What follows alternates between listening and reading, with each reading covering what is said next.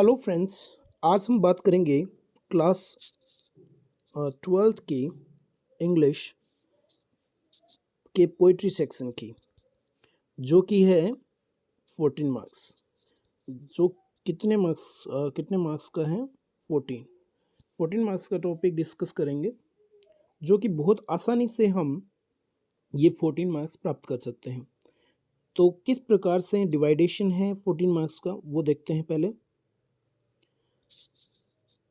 सबसे पहले स्टेंजा हमें देखना है कि एक स्टेंजा हमें करना होगा, जो कि होगा स्टेंजा जो है वो होगा 6 मार्क्स का। फिर उसके बाद एक बड़ा क्वेश्चन रहेगा, जिसमें भी अथवा में रहेगा, तो वो होगा 4 मार्क्स का। और फिर 2 क्वेश्चन रहेंगे छोटे वाले, जो कि 4 मार्क्स के हो गए। तो अभी सबसे पहले 6 मार्क्स की बात करते हैं। देखो, बहुत सिंपल तरीके से मैं बताऊंगा आपको। आप जो है 14 में से 13 या 12 तक आराम से गेन कर सकते हो, बस ये पूरा देखना। सबसे पहले हम याद करते हैं कि कौन कौन सी हमारी पोएम है और कौन कौन उसके पोइट हैं। तो किस प्रकार से याद करना है वो देखो। सबसे पहले स्टेंजा की बात कर लेते हैं।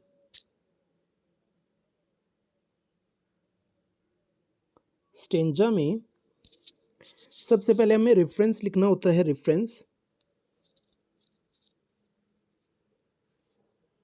में कैसे लिखना है? सिंपल लिखो, दीज लाइन्स, यानी जो लाइन दी गई है, these lines have been taken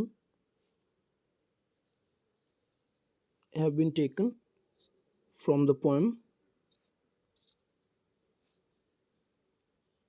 फिर इसके बाद यहाँ पे पोएम का नाम आ जाएगा, और फिर है कंपोज्ड बाय,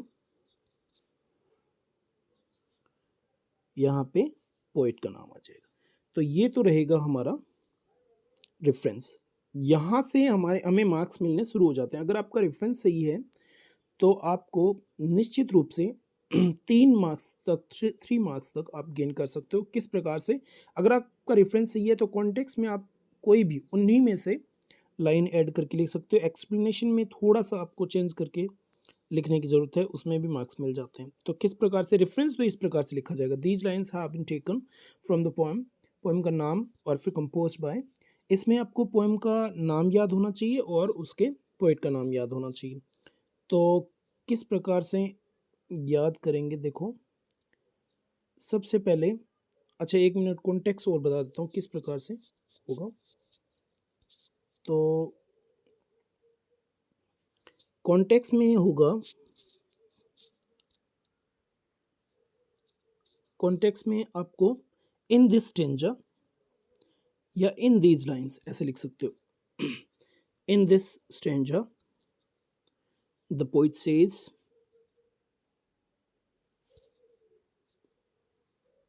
सेज या टेल्स अबाउट। फिर आगे उन्हीं में से आपको 2 लाइन कवर कर लेनी है। अब मैं बताऊंगा कॉन्टेक्स्ट के लिए भी, आपको आगे वीडियो में पता चलेगा कि कॉन्टेक्स्ट भी आपको याद करने की ज़रूरत नहीं होगी। सिर्फ आपको रेफरेंस देखना है और फिर उसके बाद कॉन्टेक्स्ट याद हो जाएगा। फिर उसके बाद एक्सप्लेनेशन में किस प्रकार लिखना है वो भी आसानी से हो जाएगा। तो सारा काम 14 मार्क्स में से 13 या 12 मार्क्स तक का काम आसानी से हो जाएगा। तो अब देखते हैं पहले पोइट का नाम और पोएम का नाम किस प्रकार से याद करना है।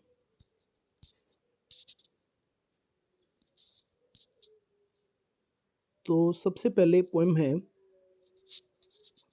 First poem, my mother eight 66। My mother eight 66। तो ये हमारी पोएम है। तो ये आसानी से नाम याद हो जाएगा, माई मदर एट 66, यानी 66 की एज में मेरी माँ। तो अब इसके पोइट कैसे याद रखेंगे कि देखो 66 की माँ है, ठीक है, 66 की एज है मम्मी की, तो ये मान लो 66 की एज का अगर कोई भी हो जाता है तो सबसे पहले तो उससे काम नहीं होता, कुछ भी काम नहीं होता उससे, है ना। काम में आलस रहता है, थोड़ा शरीर कितना काम नहीं करता, तो काम याद रख लो आप। 66 की एज में काम नहीं हो रहा तो काम याद हो गया। अब काम काम वाला लेके आना पड़ता है, अगर कोई रिच है या ऐसा कुछ, तो काम वाला या कमला याद रख लो आप। काम वाला लेके आना पड़ता है काम करने के लिए, तो काम नहीं होता, कमला हो गया ये। और एक प्रकार से दास बन जाता है, वो गुलाम बन जाता है, बार बार आवाज़ लगा लगा के बोलता है कि ये कर दो, ये ला दो, है ना। तो वो दास है एक टाइप से, तो कमला दास। ये हो गई first poem, my mother eight 66, और इसके पोइट हैं कमला दास। तो इस प्रकार से हमें ये याद हो जाएगा। अब दूसरी पोएम देखते हैं।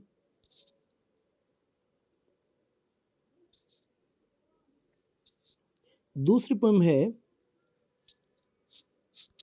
N elementary school, an elementary school classroom, school classroom in a slum। तो ये पोएम है। एन एलिमेंट्री, एलिमेंट्री का मतलब होता है प्राथमिक। एक प्राथमिक विद्यालय के क्लासरूम के बारे में बताया गया इसमें, जो कि है स्लम में, यानी एक गंदी बस्ती के प्राथमिक विद्यालय का क्लासरूम।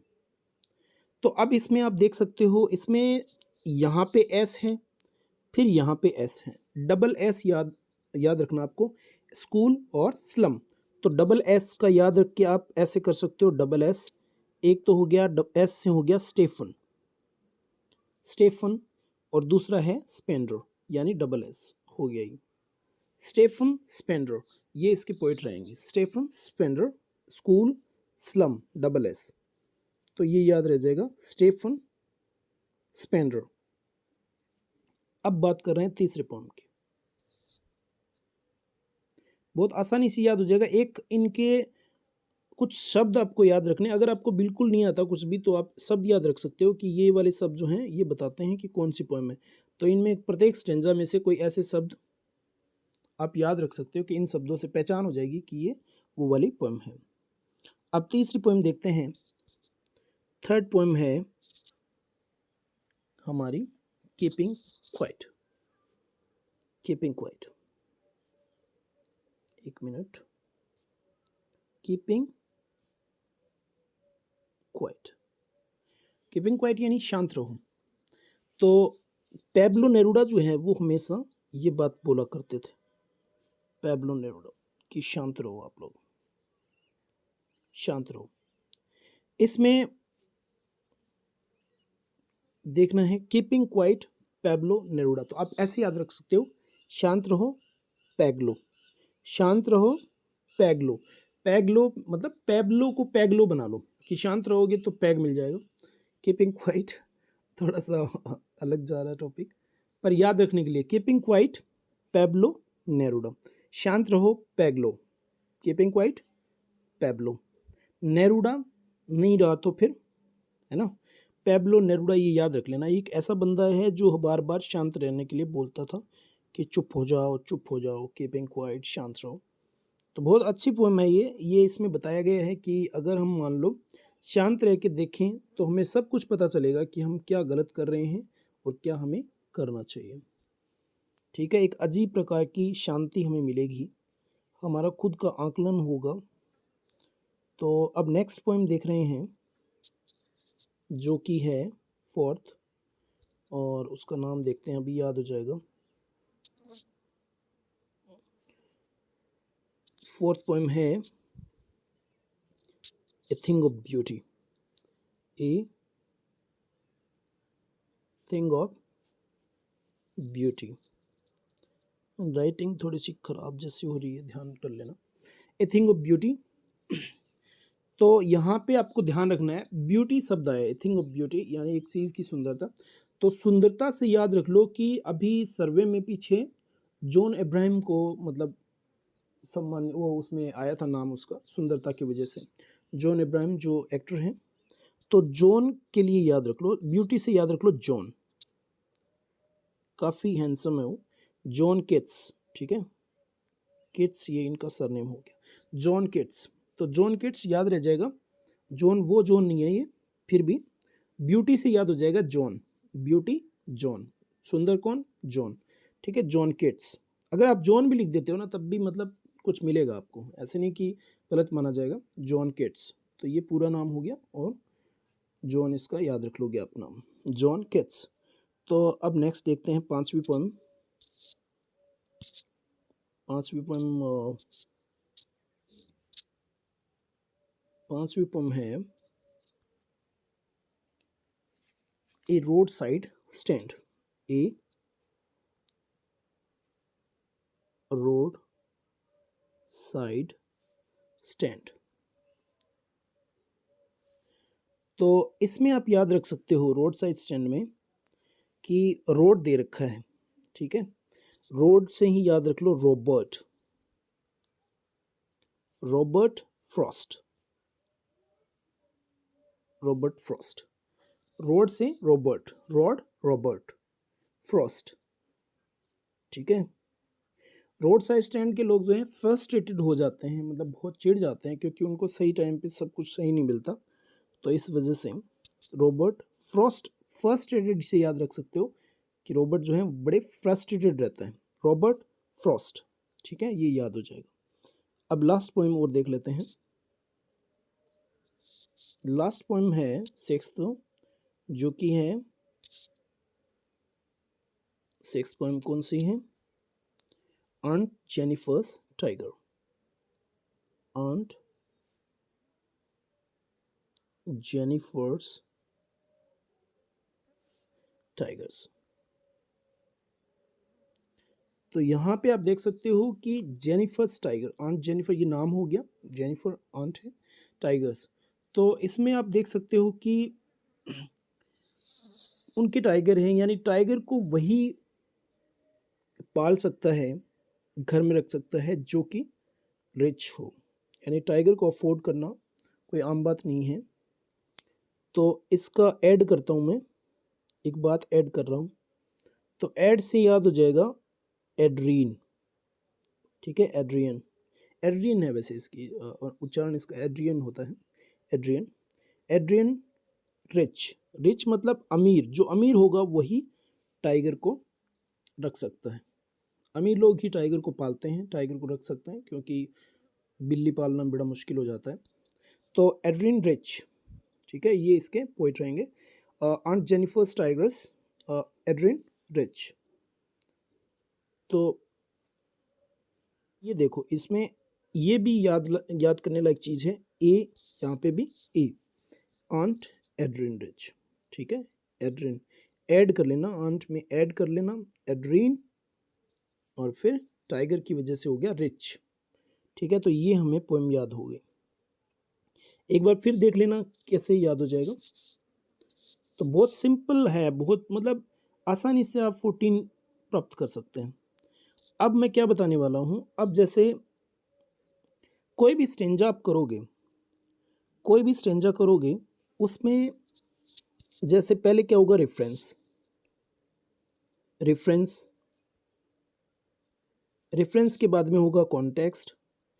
अब रेफरेंस कॉन्टेक्स्ट की अगर किसी को स्पेलिंग नहीं आती ना, तो वो उसमें देख सकता है, क्वेश्चन में मिल जाएगा आपको। फिर होगा एक्सप्लेनेशन, ठीक है, एक्सप्लेनेशन, यहाँ में एक्सप्लेनेशन में भी क्या करना है, the stanza, in this stanza, या in these lines, in this stanza the poet says, इस प्रकार से आपको करना है, इन दिस स्टेंजा, या फिर आगे देखना आप, आगे और भी चीज़ें समझ में आएगी। मैं क्या करूँगा, इन सभी पोएम्स के एक एक क्वेश्चन को एक्सप्लेन करूँगा अभी थोड़ी देर में, तो वो आपको याद करने हैं। 6 क्वेश्चंस हैं वो, 6 क्वेश्चंस जो कि सेंट्रल आइडिया या थीम पे आधारित हैं, जो कि हैं जैसे कोई भी पोएम है उसका एक जो बड़ा क्वेश्चन है जिसमें सेंट्रल आइडिया पूछा जा सकता है या थीम पूछी जा सकती है, थीम और ये तो एक ही बात है। तो इसमें कोई भी लॉन्ग टाइप क्वेश्चन रहेगा इसमें 4 मार्क्स का, तो आप कर सकते हो, ठीक है। वो मैं आपको अभी एक्सप्लेन करके दिखाऊंगा, एक्सप्लेन करूंगा। मैंने कुछ क्वेश्चन कर रखे हैं 6 कर रखे हैं। 6 पोएम में से 6 क्वेश्चन आपको तैयार करने हैं जो कि आपको हेल्प करेंगे 14 मार्क्स प्राप्त करने में। तो अभी ये पोएम रेफरेंस टू कॉन्टेक्स्ट करने के बाद आपको क्या करना है, आपको क्रिटिकल कमेंट्स लिखने हैं जो कि बहुत ज़रूरी रहते हैं। क्रिटिकल कमेंट्स, ठीक है। क्रिटिकल कमेंट्स नाम देकर जैसे एक्सप्लेनेशन करो उसके बाद में आपको लिखना है। तो फर्स्ट पॉइंट रहेगा उसमें, फर्स्ट पॉइंट हो जाएगा the poem is very easy to understand, easy to understand, ठीक है। फर्स्ट क्रिटिकल कमेंट्स में क्या लिखोगे आप, फर्स्ट में the poem is very easy to understand, और दूसरा लिखोगे, दूसरा लिख देना, ये बड़े इंप्रेशन के पॉइंट रहते हैं जो कि काफ़ी अट्रैक्ट करते हैं, जो कॉपी चेक करते हैं उनको अच्छा लगता है इसमें। तो दूसरा रहेगा, दूसरा पॉइंट होगा the poet has used unique style of writing. Unique, एक मिनट स्पेलिंग ढंग से देख लो, unique, unique style of writing, ठीक है। ये हो जाएगा the poet has used unique style, unique style of writing, ठीक है। तो ये क्रिटिकल कमेंट आपको ज़रूर लिखने हैं। तो ये स्टेंजा की बात होगी। अब स्टेंजा में आपको जो है वो कॉन्टेक्स्ट में क्या लिखना है वो भी आप, मैं जो बताऊंगा आगे उसमें से आप कर सकते हो। रेफरेंस सिर्फ आपको याद रखना है, रेफरेंस के अलावा आपको सारी चीज़ें उसमें मिल जाएगी। और स्मॉल टाइप क्वेश्चन आप पढ़ सकते हो, वैसे स्मॉल टाइप क्वेश्चन जो इन्वर्टेड कोमा के अंदर है या जो बुक के लास्ट में दे रखे हैं, छोटे वाले क्वेश्चन जो होता है स्मॉल टाइप, वो आप वैसे भी याद रख सकते हो। जैसे लेट विंटर मून से कंपेयर किया है, या माइटी डेड है, माइटी डेड क्या है ना। तो इन्वर्टेड कोमा के अंदर जो दे रखा है ऐसे क्वेश्चन वो आप कर सकते हो। चलो अभी बात करते हैं उन 6 क्वेश्चन की जो सेंट्रल आइडिया या थीम का आप ले सकते हो। तो उनको आपको अच्छे से याद करना है। 6 क्वेश्चन है, 6 क्वेश्चंस। तो अब हम वो देख लेते हैं। अभी मैं एक्सप्लेन करने जा रहा हूँ एक एक करके। तो आपको वो वीडियो या इसी में ऐड कर देता हूँ मैं, चलो। तो अभी मैं एक्सप्लेन कर रहा हूँ, आप अच्छे से वो देख लेना। तो जैसे कि हमने अभी देखा पोएट और पोएम की नेम, तो अब मैं उन 6 क्वेश्चंस की बात कर रहा हूँ जो कि आपको अच्छे से याद करने हैं। ये क्वेश्चन आपको 14 मार्क्स दिलाने में हेल्प करेंगे। तो सबसे पहले माई मदर एट 66, इसमें ये एक आपको सेंट्रल आइडिया या थीम बोल सकते हैं, ये आपको याद करना है और फिर अच्छे से सब कुछ तैयार हो जाएगा। तो माई मदर एट 66 ये नाम हो गया। अभी पढ़ते हैं इसको। My mother eight 66 is based on the theme of advancing as and the fear of loss and separation associates with it. तो आपको मीनिंग पे भी ध्यान रखना है, एक एक लाइन पे ध्यान रखना है। My mother eight 66 is best, best का मतलब होता है आधार, बेस का मतलब क्या होता है आधार, बेस्ट यानी आधारित है, ऑन द थीम एक ऐसे थीम पे आधारित है, ऑफ एडवांसिंग एज बढ़ती हुई उम्र, एडवांस मतलब अग्रिम होता है, बढ़ना, advancing as and the fear of loss, fear का मतलब डर। तो एक ऐसी थीम है, ये एक ऐसी थीम पे आधारित है जो कि बढ़ती हुई उम्र पे है, और फियर ऑफ लॉस यानी जो लॉस है, नुकसान है, ठीक है, उस नुकसान का भय, एंड सेपरेशन, सेपरेशन मतलब अलग होना, सेपरेट से बना हुआ शब्द है, सेपरेट होता है ना, सेपरेट है, ये अटैच है, ऐसे हम सुनते हैं काफ़ी बार। तो सेपरेट मतलब अलग होना, तो सेपरेशन एसोसिएट्स विद इट यानी जो इससे संबंधित है, एसोसिएट मतलब संबंध होना, तो कोई आपसे संबंधित है, उससे आप अलग हो रहे हो, तो वो आपको मतलब उस बंदे को या जिसको भी खोने का आपको भय हो रहा है, और एक उम्र जो है बड़ी तेज़ी से बढ़ रही है, तो इसी थीम पे ये आधारित है, क्योंकि उसकी मम्मी जो है पोएट्स की, वो बुजुर्ग हो चुकी हैं और अब उसको उसे खो देने का डर है। The poetess undergoes A plethora of emotions. Undergoes मतलब से गुजरना, किसी चीज़ से गुजरना, तो कवित्री जो है वो एक ऐसी कष्ट से गुजर रही है। प्लेथोरा मतलब कष्ट, ऑफ इमोशंस एक ऐसे भाव कष्ट, भावनाओं से भरा हुआ कष्ट। व्हेन सी सीज जब वो देखती हैं, हर मदर अपनी मम्मी को देखती हैं, एजिंग यानी एक एज में देखती हैं, बढ़ती हुई एज में, एंड फेल्स और महसूस करती हैं द पैंग्स ऑफ सेपरेशन, यानी पैंग्स का मतलब भी कष्ट होता है, सेपरेशन यानी अलग होने का कष्ट महसूस करती हैं। At the thought of losing her, ये विचार उसको आता है कि मम्मी को खोना पड़ेगा। तो she must be feeling guilty of not being able to stay, और उसको थोड़ा खेद भी हो रहा है, गिल्टी यानी अपने आप को दोषी भी मान रही है, क्योंकि वो इस योग्य नहीं है। नॉट बीइंग एबल, एबल मतलब योग्य, टू स्टे की रह सके, विद हर मदर अपनी मम्मी के साथ रह सके, इन हर ओल्ड एज उनकी वृद्धावस्था में। तो वो इस लायक भी नहीं है कि वो अपनी मम्मी के साथ अपना टाइम स्पेंड करे, क्योंकि उसे जाना है, तो वो इस बात से गिल्टी भी फील कर रही हैं। She also wishes for the lost beauty and youth of her mother, तो वह ये भी विश कर रही है, कामना कर रही है, फॉर द मतलब काश ऐसे सोच भी रही है, for the lost beauty and youth of her mother, कि उसकी मम्मी की जो यूथ अवस्था है, जो यूथ एज है, जो उसकी मतलब युवा अवस्था थी, वो गुजर चुकी हैं, ब्यूटी भी वो खो चुकी हैं, यानी सुंदरता भी खो चुकी हैं। The poem is written in a single sentence, ये पोएम जो है एक ही सेंटेंस में लिखी गई, इसमें कोई राइमिंग नहीं है। तो आप अगर क्रिटिकल कमेंट इसका लिखते हो, तो इसमें आप ऐड भी कर सकते हो कि this poem is written in a single sentence, ये आपका क्रिटिकल कमेंट्स हो सकता है। तो विच इंडिकेट्स, दो इंडिकेट करता है, जो इशारा देता है, the single thread of thought, कि एक मतलब विचार का एक इकलौता धागा है, एकदम एक धागे में पूरा विचार दिया गया है, प्रस्तुत किया गया है। द लॉस ऑफ ब्यूटी, जो सुंदरता की कमी है, एंड चार्म, जो आपका मतलब चार्म है, एकदम से चामक जो रहती है, चार्मिंग, जो आप बहुत ही ज़्यादा अट्रैक्टिव लगते हो, तो वो भी आप खो रहे हो। And approaching death and decay, और एक मृत्यु की ओर आप अग्रसर हो रहे हो, अप्रोच कर रहे हो मृत्यु को, यानी मृत्यु की ओर बढ़ रहे हो, एंड डिके, और धीरे धीरे कम हो रहा है सब कुछ। तो ये फर्स्ट पोएम थी। अब दूसरी देखते हैं, सेकंड। सेकंड है an elementary school classroom in a slum. तो जैसे कि हम पोइट का नाम हमें याद हो गया होगा, स्टेफन स्पेंड्रो, ठीक है। तो ये पढ़ते हैं। The theme of the poem is the social injustice and class inequality faced by slum children. तो ये एक ऐसी पोएम है जो कि सोशल इनजस्टिस यानी सामाजिक अन्याय पे आधारित है, एंड क्लास इनइक्वालिटी यानी जो वर्ग की असमानता है उस पे आधारित है, फेस्ड बाय स्लम चिल्ड्रन, जो झुग्गी बस्ती के जो बच्चे हैं उनके द्वारा इस चीज़ को फेस किया जाता है, यानी सामना कर रहे हैं, वो इस चीज़ से ग्रसित हो रहे हैं, ये इनको देखना पड़ रहा है, मतलब जो सामाजिक अन्याय है वो उनको फेस करना पड़ रहा है।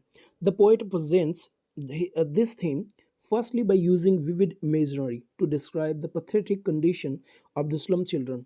तो पहले तो पोएट जो हैं वो प्रस्तुत कर रहे हैं इसकी थीम को विविड इमेजनरी यानी अलग अलग प्रकार की जो तस्वीरें दिखाकर, टू डिस्क्राइब वर्णन करने के लिए दिखाई जा रही हैं द पैथेटिक कंडीशन यानी जो दयनीय स्थिति है ऑफ द स्लम चिल्ड्रन, जो झुग्गी बस्ती के बच्चों की, तो वो चित्र के माध्यम से दिखाया जा रहा है। देयर फिजिकल अपीयरेंस, उनका जो शारीरिक ढांचा है, जो शारीरिक बनावट जो दिखाई दे रही है, अपीयरेंस मतलब आप कैसे दिखते हो वो होता है, तो फिजिकल अपीयरेंस यानी शरीर से वो कैसे दिखते हैं वो भी दिखाया गया है। सोच वो दिखाता है, साइन ऑफ देयर पॉवर्टी यानी उनकी गरीबी का संकेत दे रहा है उनका शरीर। And even the classroom that they are in is a dull and lifeless place, और जो क्लासरूम जिसमें वो बैठे हैं, they are in is a dull and lifeless place, तो वो भी नीरस और लाइफलेस यानी एकदम बिना जीवन रहित, ठीक है, स्थान है। द पोइट फर्दर, जो पोइट हैं वो आगे फर्दर आगे प्रेजेंट्स प्रस्तुत करते हैं, बताते हैं द थीम ऑफ इनइक्वालिटी, असमानता की बात करते हैं, बाय जैक्सटापोजिंग। जैक्सटापोजिंग का मतलब होता है when we compare two things together, जब हम दो चीज़ों को कंपेयर करते हैं, तो उसके लिए ये मीनिंग है जैक्सटापोजिंग। द चिल्ड्रंस वर्ल्ड, जो बच्चों का जो बच्चों की जो दुनिया है उससे कंपेयर किया जा रहा है विद द वर्ल्ड आउटसाइड। जो चिल्ड्रन हैं, स्लम चिल्ड्रन, तो उनका कंपैरिजन हो रहा है जो वास्तविक दुनिया है उससे, यानी बाहरी दुनिया है जो रिच पीपल के लिए है, तो वो दुनिया उनसे कंपेयर कर रहे हैं। Their classroom walls are decorated with pictures of Shakespeare.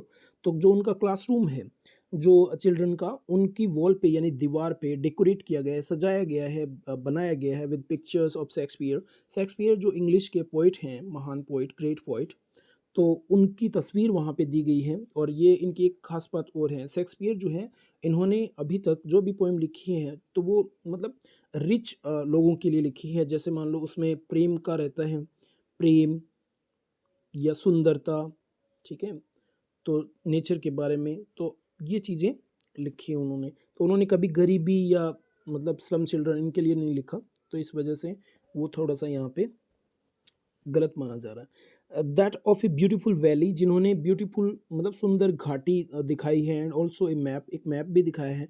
All of these are symbols of world, तो ये सारे सिंबल हैं, संकेत हैं ऑफ ए वर्ल्ड, एक ऐसी दुनिया के, that is beyond the reach of the slum children, जो स्लम चिल्ड्रन हैं, जो झुग्गी बस्ती के बच्चे हैं, उनकी पहुँच से परे हैं। तो ऐसी दुनिया के बारे में वो चित्र में दिखाया गया है। Though the pictures are the map and the map, though मतलब हालांकि, यद्यपि, the pictures and the map show a world of beauty and privilege, तो जो सुंदरता दिखा रहा है मैप या जो पिक्चर, वो सुंदरता दिखा रहा है, एंड प्रिविलेज मतलब विशेष अधिकार दिखा रहा है। This world is in a stark contrast to the reality of the slum children, तो ये जो वर्ल्ड जो दिखाया जा रहा है वो बिल्कुल रियलिटी से अलग है, कॉन्ट्रास्ट कर रहा है, यानी विपरीत जा रहा है रियलिटी के। कॉन्ट्रास्ट मतलब विपरीत होना। The reality of the slum children, जो वास्तविकता है उन बच्चों की, उससे परे है ये चीज़ें।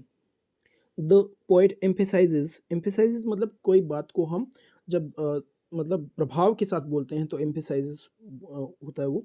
द पोइट एम्फेसाइजेज यानी प्रभाव के साथ वो बोलना चाह रहा है ऑन द आइडिया, इस विचार के साथ, that the people in authority, कि जो अधिकारी लोग हैं, जो लोग हैं, बड़े लोग हैं, नीड टू टेक मेजर, उनको एक मेजर यानी एक नापने की ज़रूरत है, या एक तरीके से देखने की ज़रूरत है, to end this class inequality, कि जिससे कि इस वर्ग की जो असमानता है उसको एंड कर सके, and give the slum children, और जो झुग्गी बस्ती के जो बच्चे हैं उनको दे सके a chance for a better life, यानी एक अच्छे जीवन का मौका उनको मिल सके। तो ये सेकंड पोएम है, इसके पोइट हैं स्टेफन स्पेंडर। तो स्टेफन स्पेंडर क्या करना चाहते हैं वो भी यहाँ पे आप, इसमें से सारे क्वेश्चन बन जाएंगे आपके। अब थर्ड पोएम है कीपिंग क्वाइट, तो इसमें दिया गया है the man theme. Keeping quiet के पोइट कौन है? ये कीपिंग क्वाइट की स्पेलिंग थोड़ी रॉन्ग है ये, तो कीपिंग क्वाइट की स्पेलिंग होगी QUI, एक मिनट अभी चेंज कर देते हैं इसको।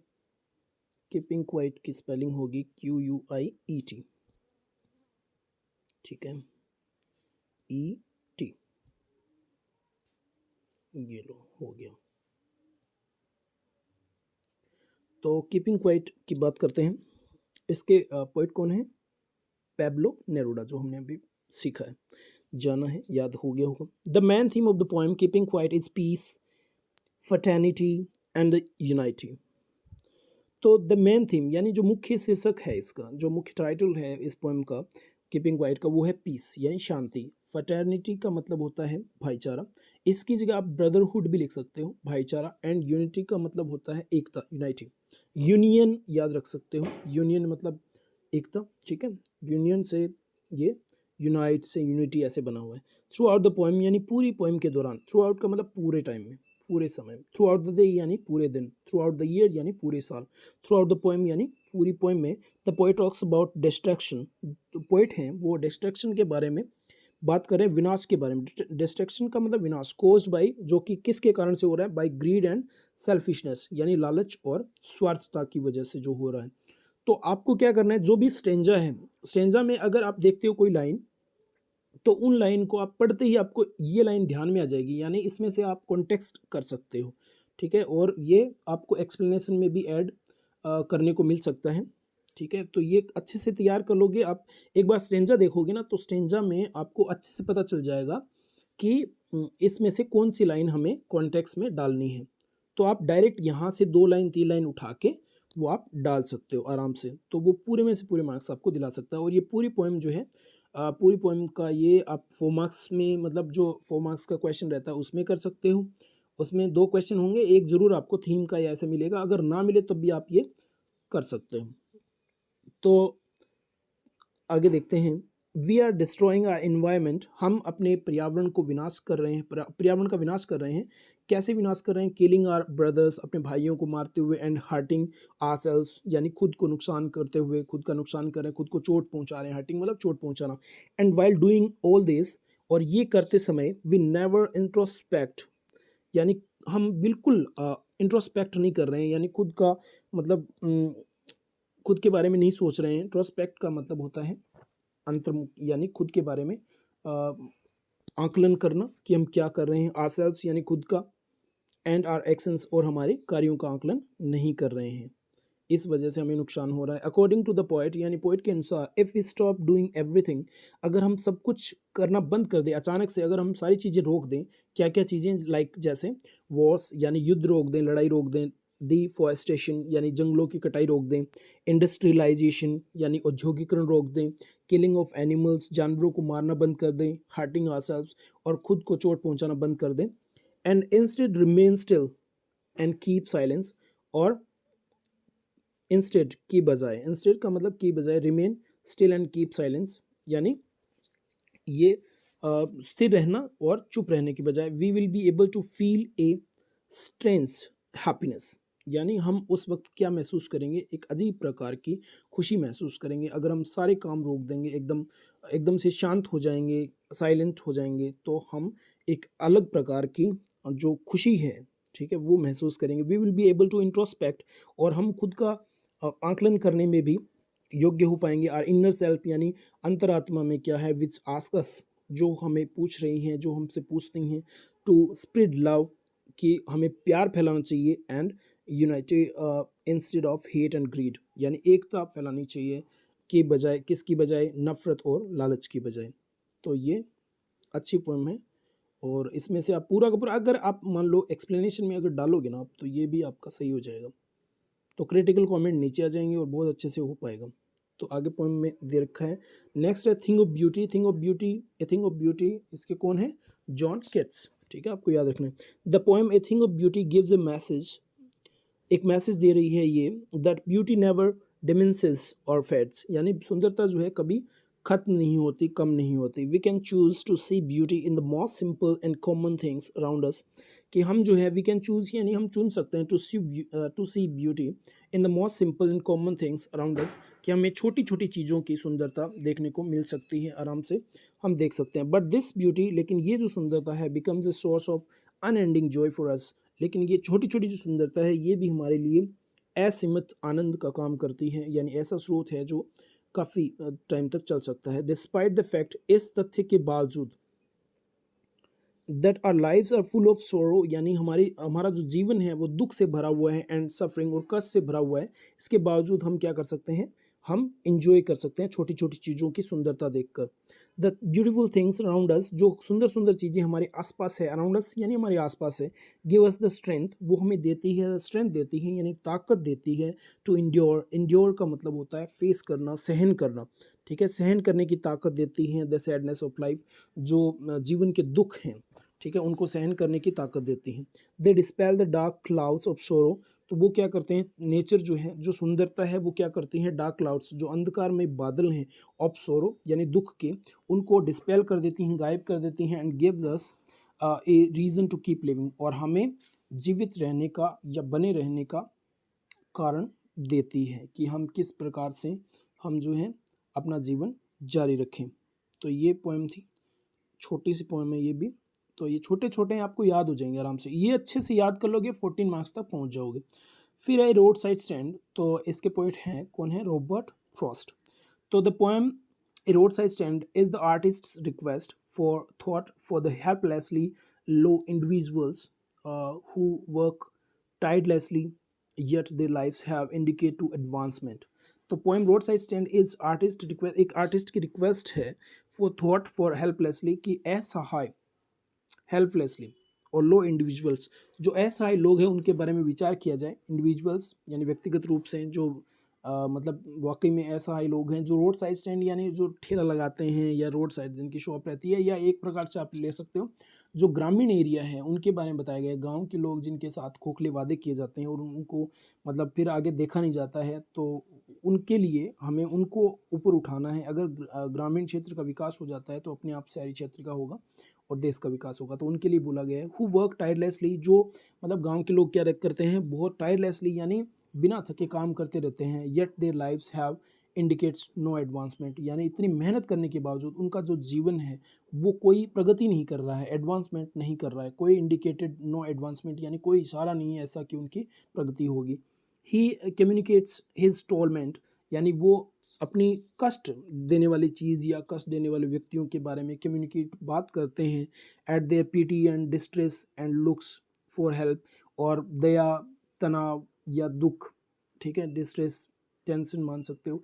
एंड लुक्स फॉर हेल्प, और हेल्प के लिए देखते हैं। एंड एलिवेशन ऑफ देम, यानी उनकी जो कमियां हैं उनके बारे में बोलते हैं, ठीक है, अपनी अपने कष्ट के बारे में बातें करते हैं, सब कुछ वो बताते हैं, ठीक है, फिर भी उनका कोई हल नहीं हो रहा है। ही ट्रस्ट, वो विश्वास करते हैं that somebody would work unselfly, मतलब अनसेल्फिशली, यानी बिना स्वार्थ के कि कोई आए और उनकी मदद करे, ऐसा वो विश्वास रखते हैं। फॉर देयर रेस्टोरेशन, यानी उनका भी रिस्टोरेशन हो, उनकी भी मतलब प्रगति हो, उनका भी इम्प्रूवमेंट हो, रिस्टोरेशन मतलब improvement. And not misuse them, और उनका दुरुपयोग ना हो, यानी उनसे ऐसे खोखले वादे करके उनसे काम ना करवाए, उनका मिसयूज ना करे। तो ऐसे बंदों की उनको भी तलाश है। ही drawers out the complete dissimilarity between the wealthy and the poor with hard-hearted clearness and humankind, and implies that the monetary prosperity of a nation relies upon a fair advancement of town and urban communities। तो इसमें बोला गया है कि draws out, वो बताते हैं the complete dissimilarity, यानी जो पूरी तरीके से जो असमानता है, बिटवीन यानी किसके बीच में, दो के बीच में, बिटवीन मतलब दो के बीच, the wealthy and the poor, जो अमीर और गरीब हैं उनके बीच में, विद हार्ड हार्टेड क्लियरनेस, यानी बिल्कुल पत्थर दिल, ठीक है, कर देने वाली जो क्लियरनेस है, एकदम स्पष्टता नज़र आ रही है। एंड ह्यूमन काइंड, यानी मानवता नज़र आ रही है। एंड इम्प्लाइज, और ये बताते हैं दैट द मॉनेटरी प्रॉस्पेरिटी, की जो वित्तीय संपत्ति है, संपदा है, मॉनेटरी मतलब वित्तीय, ठीक है, प्रॉस्पेरिटी यानी समृद्धि, जो वित्तीय समृद्धि है ऑफ ए नेशन, किसी भी देश की, रिलाइज, वो निर्भर करती है अपॉन के ऊपर ए फेयर एडवांसमेंट, यानी एक सही तरीके से प्रगति हो of towns and urban communities, यानी कस्बों की और अर्बन कम्युनिटीज़ की, ठीक है, जो शहरी क्षेत्र हैं उनकी और टाउन की, उन पे निर्भर करती हैं। तो इसमें ग्रामीण क्षेत्र का भी विकास ज़रूरी है ताकि देश का विकास हो सके। तो ये बहुत ही सिंपल है। इसमें डबल आर से आप वैसे याद रख सकते हो, रोड साइड स्टैंड, यानी आर से क्या याद रखोगे, रॉबर्ट और फ्रॉस्ट, ठीक है, डबल तो नहीं है। अब आगे लास्ट देखते हैं, लास्ट पोएम अच्छे से पढ़ना। अभी मैं पूरा एक्सप्लेन कर चुका हूँ, एक एक लाइन आपको देखनी है। देखो लाइन पे ध्यान रखना, क्योंकि मेरे पास कोई पेन वगैरह ऐसा कुछ नहीं है कि मैं पेन नीचे जो है अंडरलाइन करता चलूँ, ऐसा कुछ नहीं है, डायरेक्ट पढ़ रहा हूँ मैं। तो आगे है the theme of the poem aunt Jennifer's स्टाइगर। पहले इसका देखते हैं पोइट कौन है, आंट जेनिफर स्टाइगर, एड्रियन रिच, ठीक है, याद रखना। The theme of the poem aunt Jennifer's स्टाइगर relates to the issue and subject of male dominance in society. तो ये आंट जेनिफर स्टाइगर रिलेट करते हैं, यानी संबंध बताते हैं, टू द इशू, जो एक मुद्दा है, एंड सब्जेक्ट, और एक ऐसा विषय है, of male dominance in society, कि समाज में एक प्रभुत्व जो बना रखा है, यानी एक किसी को डोमिनेंस किया जा रहा है, दबाया जा रहा है, उसके बारे में बताया गया है इस पोएम में। The theme wants to highlight, ये जो शीर्षक है ये दर्शाना चाहता है, हाईलाइट मतलब दिखाना चाहता है, उजागर करना चाहता है, द कन्फ्लिक्ट्स, जो द्वंद्व हैं, कन्फ्लिक्ट्स मतलब द्वंद्व, युद्ध, जो घरेलू जो मुद्दे रहते हैं जिनके ऊपर लड़ाई चलती रहती है, कन्फ्लिक्ट्स रहता है, इश्यूज मुद्दे हैं, एंड स्ट्रगल्स, जो संघर्ष रहता है, that a women has to face, कि एक औरत को जो जिस चीज़ का सामना करना पड़ता है, घरेलू हिंसा का, इन द मेल शोविनिस्टिक सोसाइटी, यानी जो पुरुष प्रधान समाज है उसमें क्या करना पड़ता है, एक औरत को बहुत कुछ सहना पड़ रहा है। तो उसके बारे में ये, जैसे मान लो एक पति है, अगर वो सही तरीके से पेश नहीं आ रहा है, तो वो औरत जो है वो सहन करती है, वो कुछ बोलने के मतलब बारे में सोचती नहीं है जल्दी से, कि मैं इसको मतलब स्टैंड लूँ अपना या विरोध करूँ, ऐसा कुछ। तो इसके बारे में बताया गया। Aunt Jennifer's essentially the protagonist, कि जो आंट जेनिफर है वो इस पोएम की प्रोटोगोनिस्ट हैं, यानी मुख्य पात्र हैं, मुख्य मैन कैरेक्टर यही हैं। इन द पोएम, इस पोएम में, एंड सी सिम्बलाइजेज, और वो संकेत देती हैं, वो बताती हैं और रिप्रेजेंट प्रस्तुत करती हैं the women across the globe, पूरे विश्व की जो औरतें हैं उनको प्रस्तुत कर रही हैं, वो उनको रिप्रेजेंट कर रही हैं, यानी उनका प्रतिनिधित्व कर रही है, उनकी तरफ से वो बोल रही हैं कि इस प्रकार से सभी के साथ हो रहा है। हु हैव बीन विक्टिम्स, जो शिकार रही हैं, विक्टिम मतलब शिकार हो रही हैं, ऑफ पर्सिक्यूशन यानी प्रताड़ना का शिकार हो रही हैं, उनके साथ शोषण किया जा रहा है, एंड ऑपरेशन, और मतलब प्रताड़ित किया जा रहा है, ठीक है, उनके साथ मतलब सही से व्यवहार नहीं हो रहा, ठीक है, due to the patriarchal system, यानी ये जो पुरुष प्रधान वाली जो प्रथा है, ठीक है, सिस्टम है, इस वजह से ये हो रहा है। The poet has expressed her concern, यानी पोइट जो है वो अपनी चिंता व्यक्त कर रहे हैं, कंसर्न मतलब चिंता, for the women via this poem, यानी औरतों के बारे में जो चिंता है उसको एक्सप्रेस किया जा रहा है इस पोएम में, वाया दिस पोएम यानी इस पोएम के जरिए।